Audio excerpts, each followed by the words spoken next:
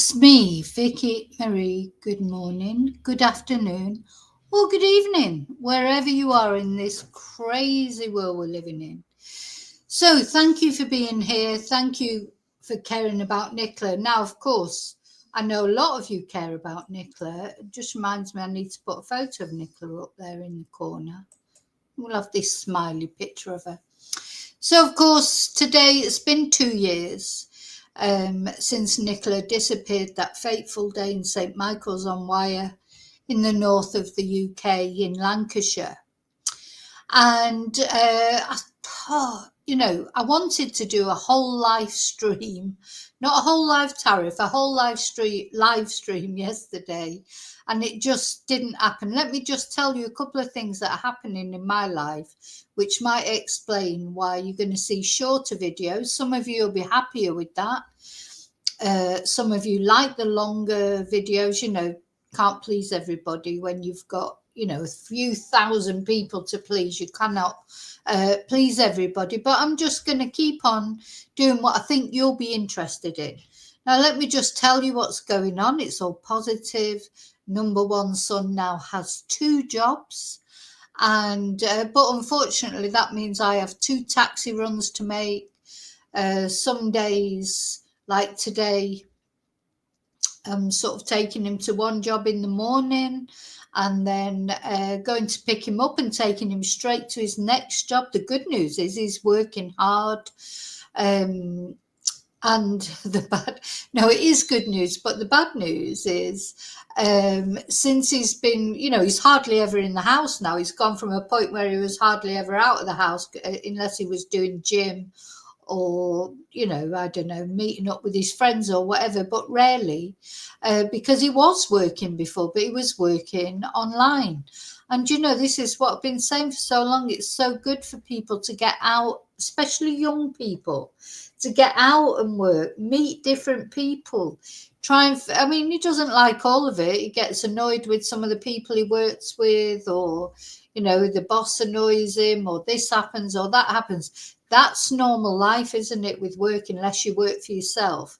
That's why I do work for myself. And in Spain, it's difficult to find good jobs that are like reliable.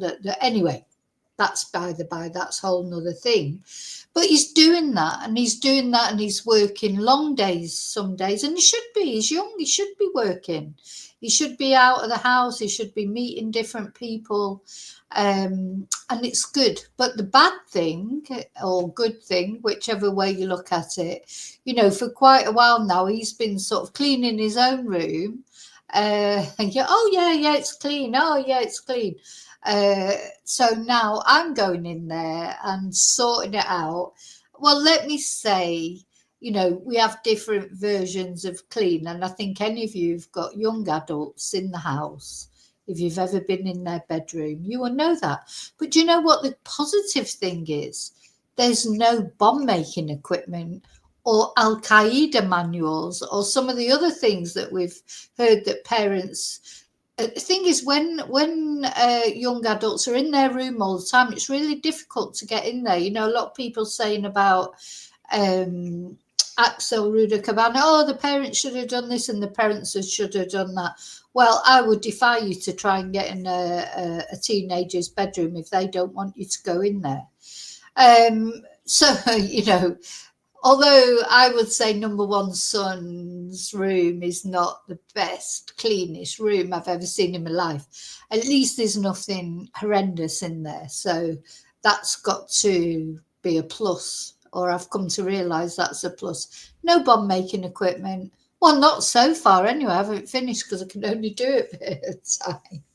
But, and then, it's good. No, I do think that young people that get too much in their rooms, their rooms are comfortable, their homes are comfortable. They might whinge about their parents, but really they like being at home, feel comfortable at home, they feel safe.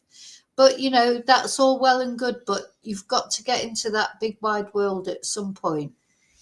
And although I don't like going into it very much now, in my 60s now.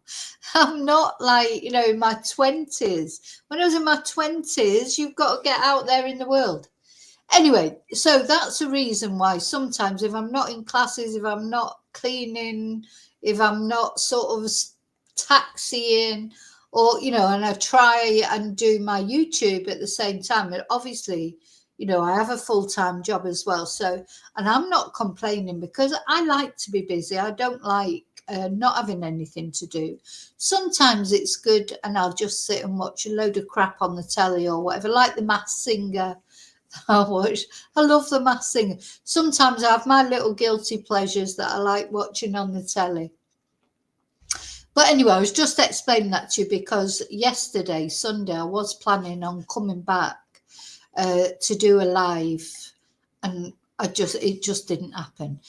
Anyway, here I am. And the point of this live is, of course, it's the anniversary. I don't like that word, actually. So about an anniversary, anniversary is supposed to be a positive thing, isn't it? It's not a positive thing that happened to Nicola. This will be a very difficult day for her kids. Now, don't forget her children now. They're 2 years on as well.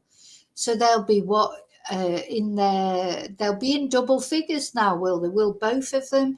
I'm not sure. I've not really looked into Nicola's children because that's just something I don't really want to go into. I don't like naming them. But I know they're getting older at the end of the day. They're 2 years older now from when Nicola went missing. How is that affecting them? This is be a difficult day for them. And then a difficult day for all the family, including Paul. Whatever you think of Paul or you don't think of Paul, I just, do you know what? I don't even know, what I think of Paul. I don't know him. I don't know if he was a good husband, a bad husband, partner in real life, because I didn't know him in real life. So, sometimes I think when you look back over things now, at the time there was like a hysteria, isn't there, about what was happening to Nicola. But it's good now to look at things in the cold light of day and see them maybe, from a more rational perspective. But everyone has their views. You'll all have your views. Everyone's entitled to a view on my channel, as long as they're not nasty to each other and they accept that they may have different views from other people and from me. Now, I'm not expressing any views in this video. I just want to show you this statement because I talked about it earlier in the video I released this morning. And I'm hoping to release one more video later on today, after I've done my taxiing and this, that and the other. It's not because I want to make you think a certain way. I just want to present some of the things that we looked at years ago, 2 years ago, and see, do you feel any differently now, or have you still got the same view? How does it all feel now? After like the inquest, to me, the College of Policing report was an important issue for me, that led me to, it helped me to understand a lot of the things that the police were doing wrong at the time. It helped me to understand a lot of that. Also, a lot of the things that you might think the family were doing wrong at the time because they weren't being protected enough. The police have acknowledged mistakes that they made, and I think that's important. Of course, then there was a Peter Folding load of rubbish. Then there was what was the other? Oh, of course, the inquest results. I still feel in my heart something. There's more to this case, but of course, I think most of us feel that. Otherwise, you wouldn't be watching this. But the question of what is more to this case is probably what we all have mixed feelings about. So we're going to look at the press conference with poor Peter Lawson. Rest in peace. He died, didn't he? In the middle of all this, that was another thing that happened. Peter Lawson is in this press release. This was the press release that the family gave when Nicola was identified, when the body of Nicola was identified. and there's a venom in this press release for me. There's a real anger towards the media outlets, towards Peter Folding, and it's very interesting to listen to. It's not the family actually speaking this time. This is Pauline Staples, who should have done the other media interview, the other press interview where Rebecca got sort of, pushed out. We found out that in the College of Policing report that Rebecca was made to do that press conference, but it should have been Pauline Staples doing it. She is helping Peter Lawson with this. It's very interesting, and the more you look back on it, it's even more interesting. So that's what we're going to look at. I'm just going to say hello to everybody. I think there's quite a few people in here. Hi, Caroline. Oh, my God. I can't wait for my son to pass his test. He's taking his test. Hi, David. Oh, don't. Doesn't get any better. I mean, I said to my son the other day, you're not a teenager anymore. Come on, Anyway, it's funny, isn't it? I think it sort of gets out of control, doesn't it? What I've found that happens is they start off, okay, and they're cleaning in their way. And then they go, they sort of, maybe they spend a week where they don't do anything. But a week seems to be a long time in the life of a young adult, but maybe I was the same. I don't know. I feel like I wasn't like that, but maybe I don't remember it in that way. Just everything goes under the bed. This is what I can't.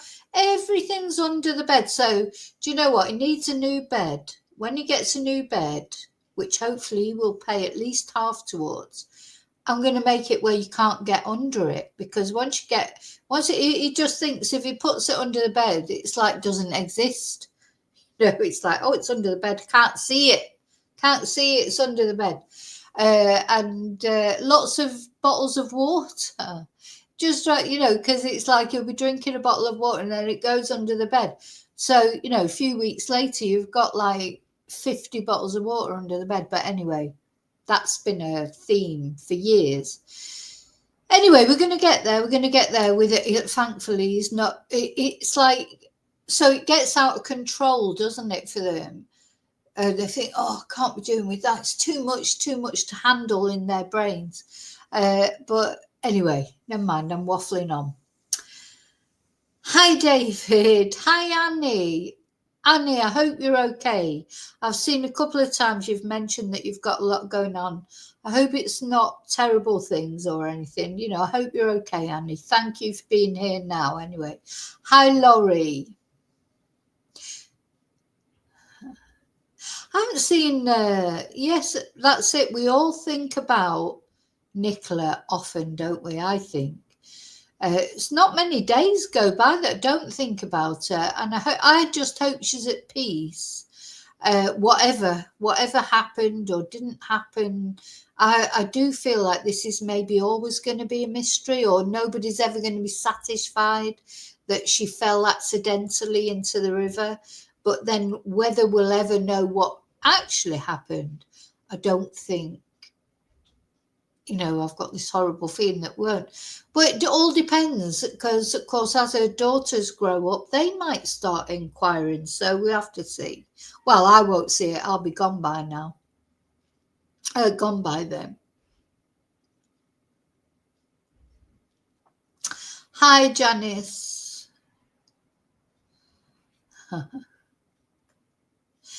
Do you know what, Carolyn? I was sort of looking forward to my son passing his test. But I'm also worried about it, because then I've got to worry that he's out driving, what will he be doing? I've got to not think about what I was doing when I was young, when I was out driving. I wasn't dead well, I wasn't well behaved, let's put it that way. David, you had to make your grandson a bed frame that was do you know how many beds? Because don't forget, my son is 6'5", and at one point he was a heavyweight boxer where he was trying to put on weight because he was going to fight this guy who was bloody massive, and I mean massive, and so he was like deliberately trying to put on weight. So do you know how many beds? I don't know. He's probably been through 5 beds since he was 18. So, the next bed, I actually just wanted to buy him a futon or something because I thought, God, what can you do with a futon? Just put it on the bloody floor and that's it. And he's like, oh, no. Anyway. So, yeah, the next bed will be just a mattress on top of a base. I never pay a lot of money for his bed. I mean, he can buy his own bed now because he's working. So maybe he'll do that. And do you know what? What I have learned about my son is as soon as he's paying for something, he himself takes a lot more care of it. Funny that, isn't it?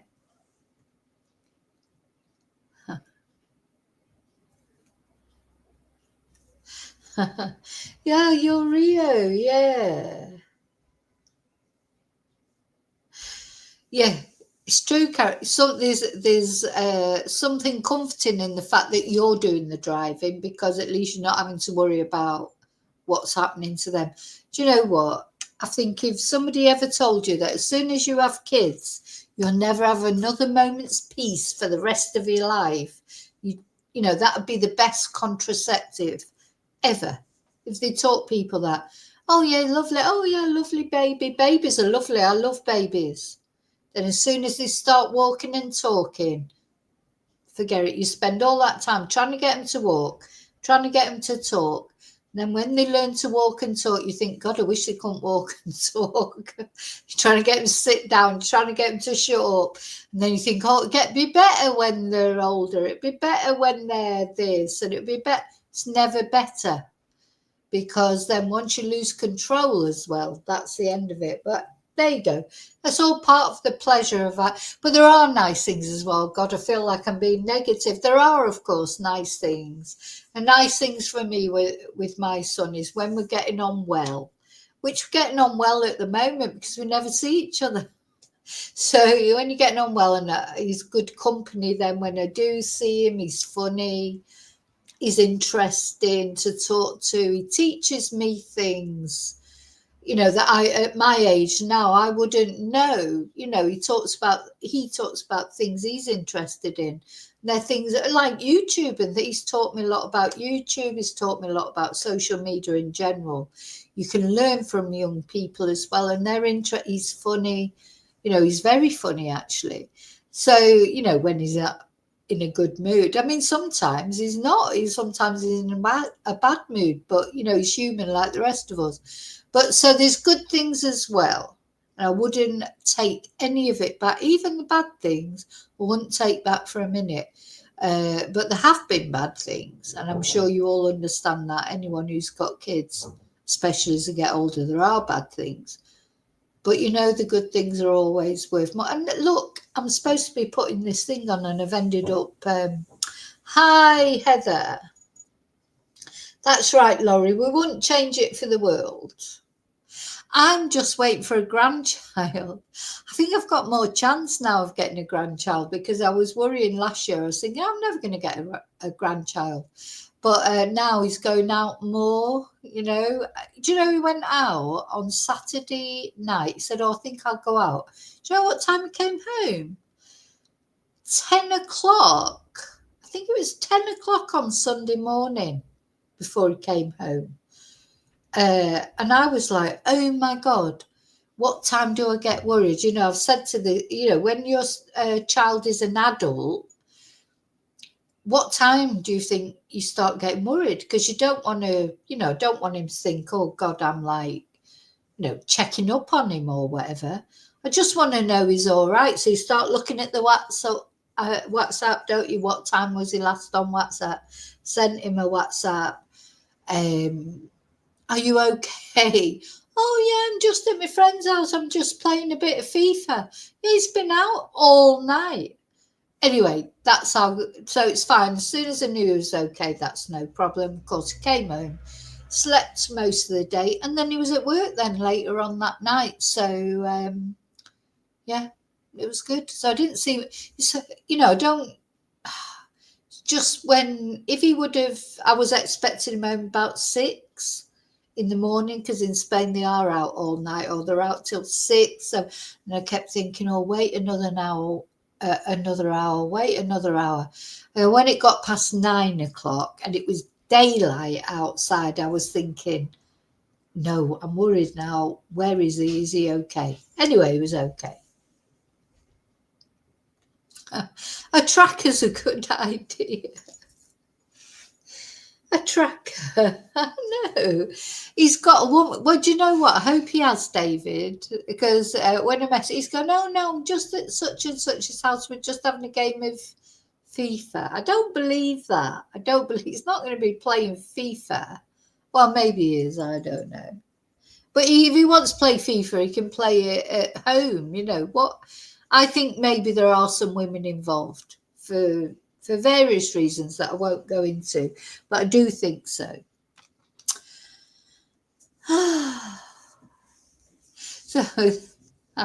So Caroline's got a 15-year-old grandson, my God, a 5-year-old grandson and a 1-year-old granddaughter living with her.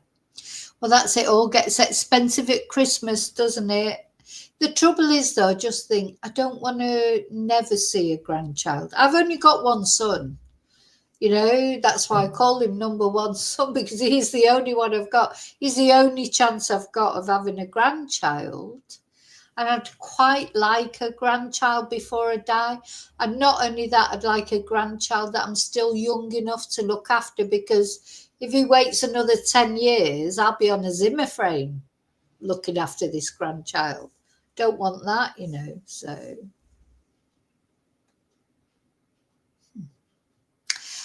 Right, I am going to get on with this now. There'll be people, hello lurkers, the people who don't come in chat and are lurking at home, they're going, get on with it. Okay, I'm going to get on with it.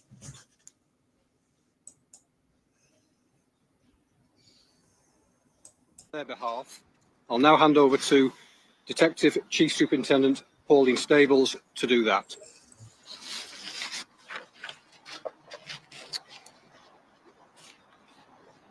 Nicola's family have asked that we release the following statement on their behalf as follows.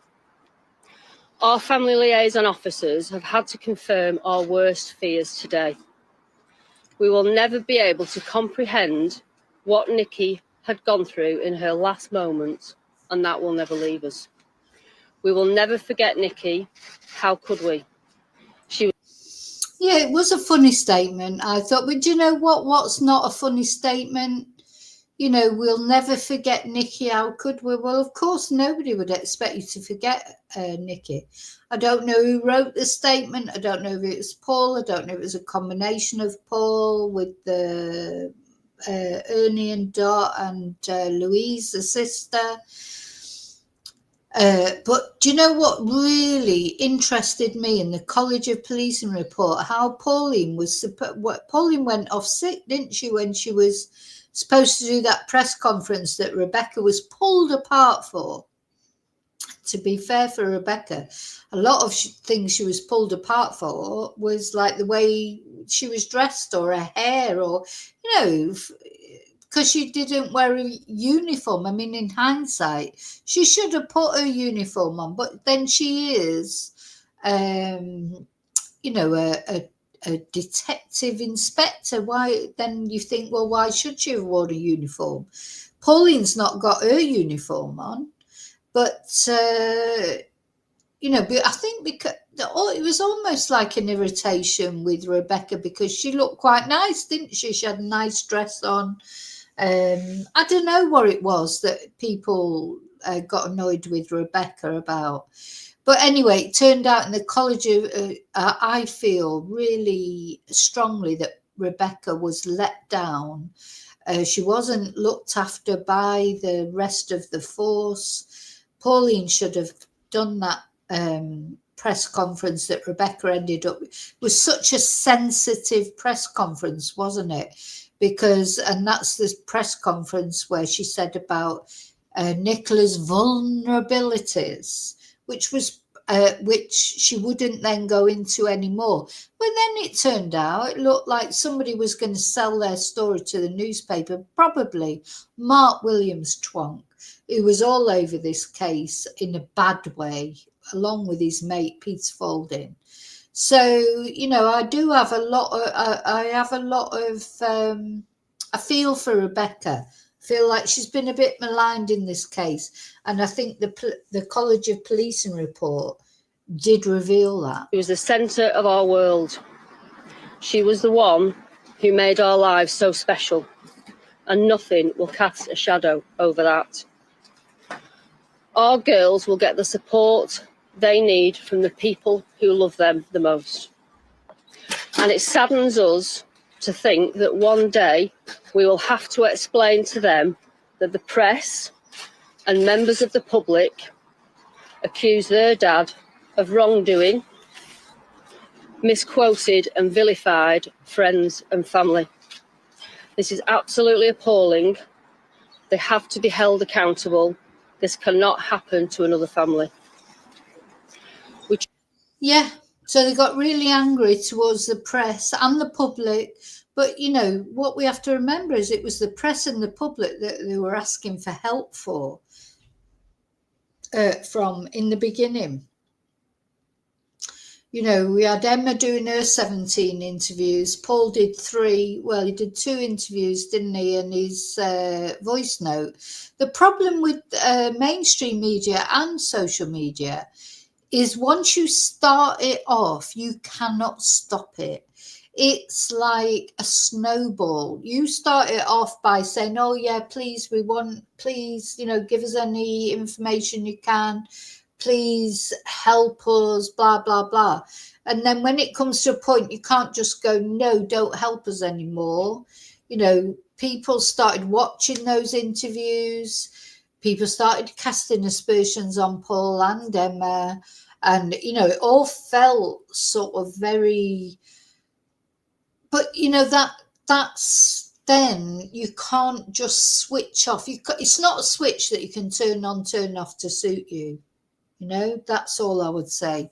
So once you start asking for help from the public, especially in today's world, you've got to realise that it will come with good things and bad things. We've seen this recently with John George. His family have really gone for help with, you know, asked the public for help. But I do feel they maybe understand the whole social media thing. They're going to get bad press as well.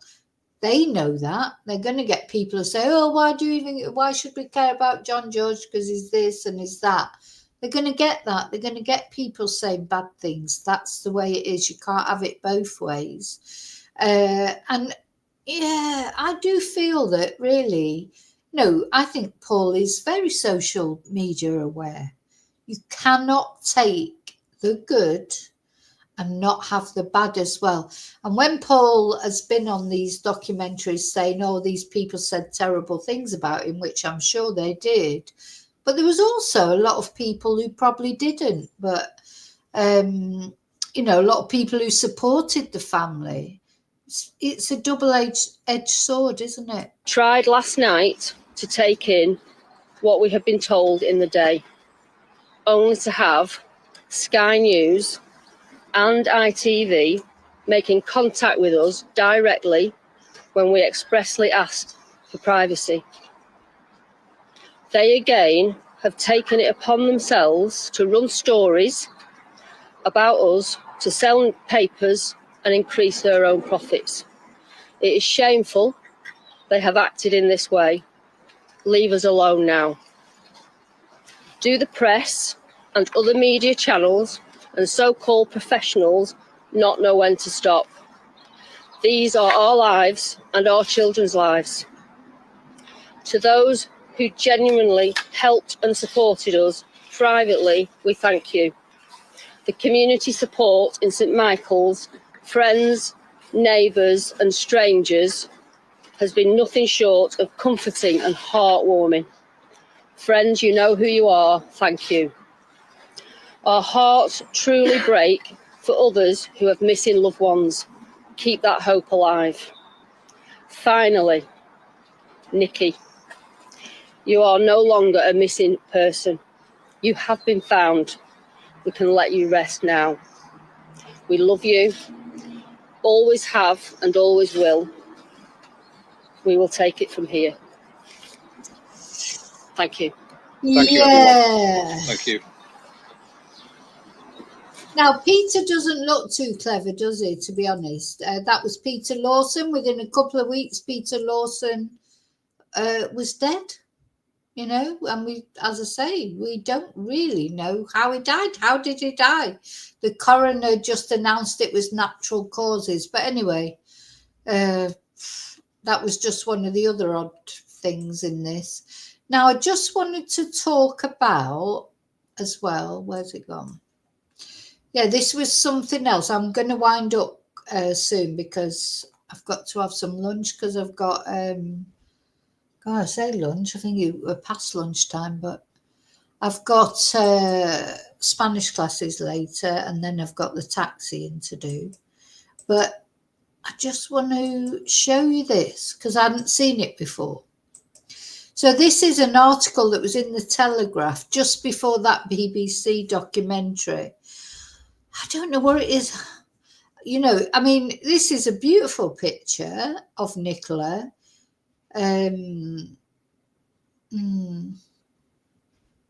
Anyway, her family, just before of a new documentary about the mother of two's disappearance, her family revealed the damage caused when TikTokers played detectives. Oh, no, it's trying to get me to sign up. It didn't before. Oh, God, I've been on this and it wasn't. No, I'm not signing up. No. Okay. Basically, all it was saying, this was about Paul Ansell really saying, you know, that some people accused him of a bit, just what he said in the documentary, really. People were saying, oh, well, you know, this, that and the other. And some people even sent him direct messages accusing him of doing something to Nicola and saying, oh, you won't get away with it and this, that and the other. You know, it's a bit off, isn't it, to actually send direct messages like that. Everyone has an opinion. Everyone's entitled to it. Paul will be giving his opinions on other things that he sees. He's active on social media. He's always been active on social media, especially on Instagram, of course, you know, which we have looked at that. Everyone's active on social media. So the thing is, but sending families direct messages and directly accusing them of being involved without any evidence is wrong, isn't it?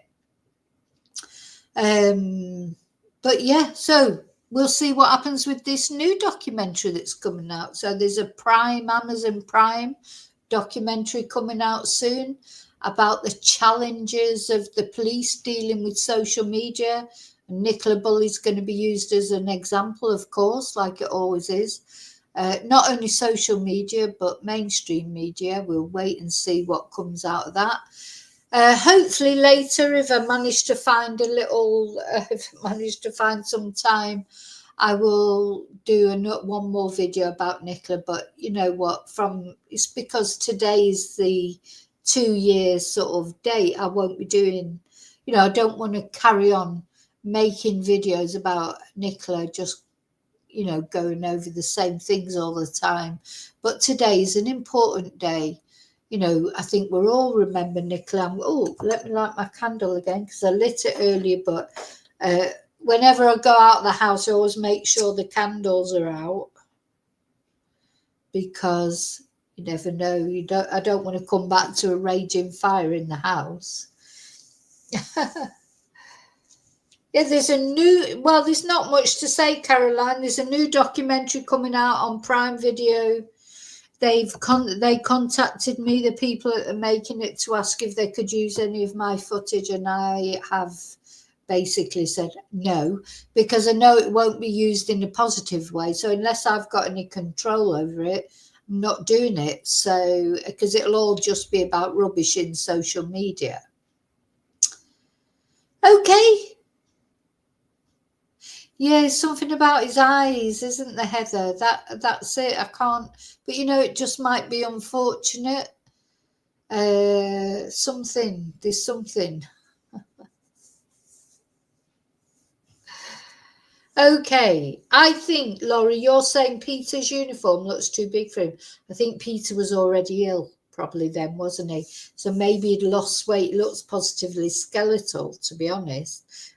Well, in my range of, yeah, and it just goes to say what I've always said. Maybe he was already ill. Maybe he had an illness. God rest his soul. That we should be lighting the candle for him as well, for Peter as well, because at the end of the day, he was only in his 50s. He's too young, isn't it? And maybe the stress of everything. Anyway, I'm off. I'll see you soon in the next video. And until then, may your God always go with you. Thank you.